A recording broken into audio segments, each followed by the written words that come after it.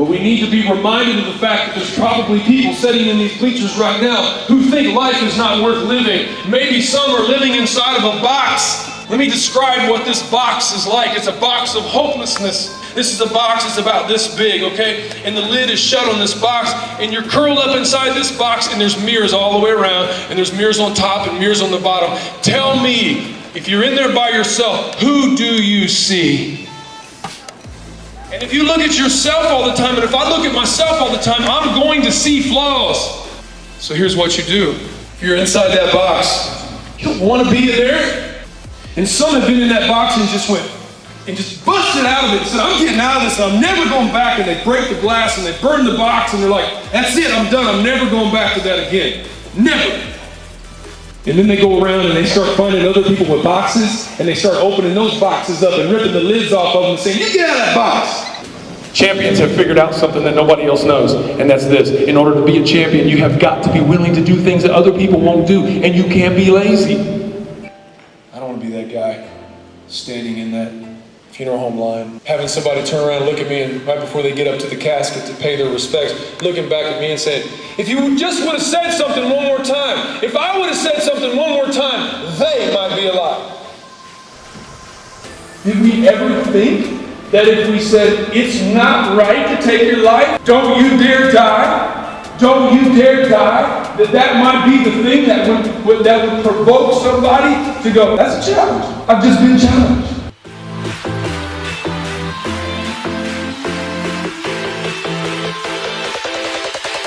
Don't you dare die. The challenge today is this. Will you rise up? Will you do something bold enough to say something to your classmates if you see something? Will you report something to somebody that can help a classmate? Will you be bold? Will you tell them? Will you challenge them? Will you say, I don't even care if we're not friends anymore because your life is more important than our friendship? My house was raided by a SWAT team at 2 in the afternoon. Of all places to be arrested when the SWAT team raided my house. It was a crazy day, but it's a little embarrassing, but I was in the bathtub.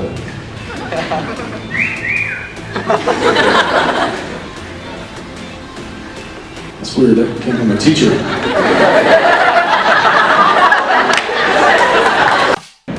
This is about saving life, because let me tell you what can happen.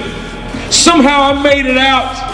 And little Billy Ballenger, after he made a decision to take the other option, finally, I got out of prison early. I got my wife back. I got my baby girl back. My son was born. I stayed married. Never returned to one drop of alcohol. Never returned to the party life. Never returned to any type of a drug. She said, pull out all the stops. Tell them like it is. She says, I do not want to lose another student. Don't you dare hold back. Bullies live way down here. This is where the bully lives. You're so low in life, it's just way down here. I mean, way down here. You can't get any lower than down here where the bully lives.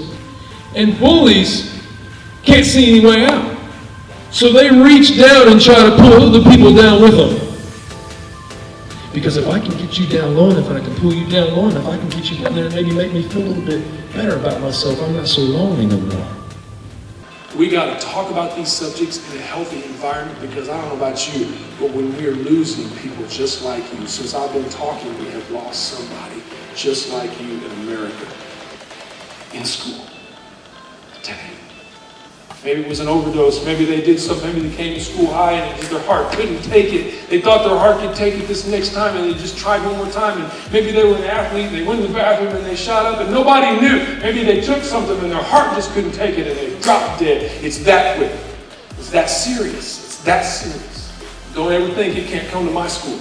Maybe that's Battle Creek, maybe it's Fort Wayne, maybe it's Chicago, maybe it's Cleveland, maybe it's LA, but it's not in my school, it's not in my city. It's some serious stuff. The reason I'm so passionate is because I'm speaking for the Lisas, the Tristans, David, Greg, Nick, the different people who can no longer speak for themselves. That's what I'm so passionate about. It's because I got you right here and you're still alive. Still alive. Sometimes you got to get in that friend's face. Watch this. Sometimes you got to get in their face and say, we have known each other since preschool, since elementary school, since middle school, whatever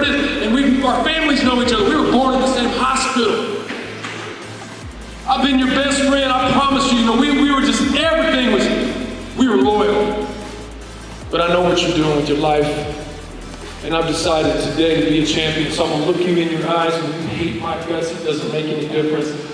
I'm still gonna love you. But now I'm drawing the line in the sand. I'm not gonna join in this lifestyle with you anymore. Because for some reason, we have become convinced.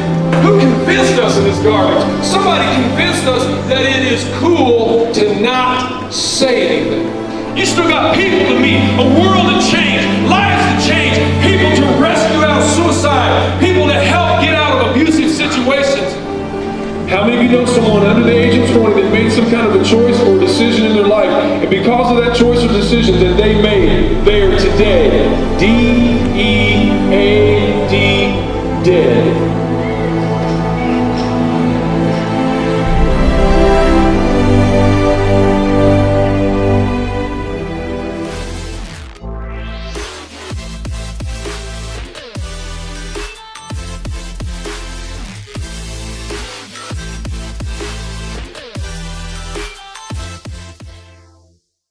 Hey guys, thanks for watching. To book Billy Ballenger for your next school assembly or event, please go to breakthegrade.com and click on booking. Don't forget to like, comment, and subscribe. Bye guys.